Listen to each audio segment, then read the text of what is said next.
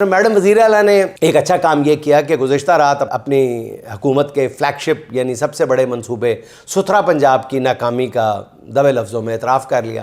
وزیر اعلیٰ مریم نواز نے کہا کہ جی میں جاپان اور سنگاپور گئی تو مجھے اپنے سسٹم پر شرم آئی۔ انہوں نے تنخواہیں نہ ملنے پر احتجاج کرنے والے ستھرا پنجاب کے ملازمین کے بارے میں کہا کہ ورکرز کو تنخواہ نہیں ملی تو باہر آ کر احتجاج کرنا ان کا حق ہے۔ کاش یہ وہ کسی پارٹی کو بھی حق دے دیتی یہی والا۔ لیکن انہوں نے ساتھ ہی کہا کہ ہوا میں کوڑا اچھالنا اور بدتمیزی کرنے کی اجازت نہیں دی جائے گی۔ یہ عجیب بات کی ہے میڈم وزیر اعلیٰ نے کہ جن ورکرز کو 3 مہینے سے تنخواہ نہیں ملی وہ اور کیا کریں۔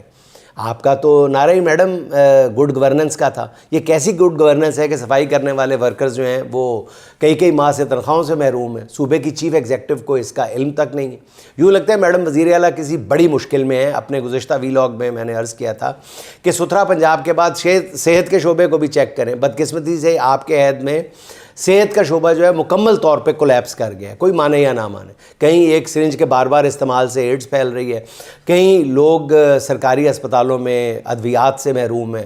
تازہ خبر پنڈی کی ہے جہاں Benazir Bhutto hospital, Holy Family hospital اور DHQ ہاسپٹل کے سیکورٹی گارڈز نے تنخواہوں کی عدم ادائیگی پر شدید احتجاج کرتے ہوئے مری روڈ بلاک کر دی ہے، جس سے ٹریفک شدید متاثر ہوئی ہے۔ احتجاج کے دوران ایک گارڈ کو دل کا دورہ پڑا جسے ہاسپٹل منتقل کرنا پڑا۔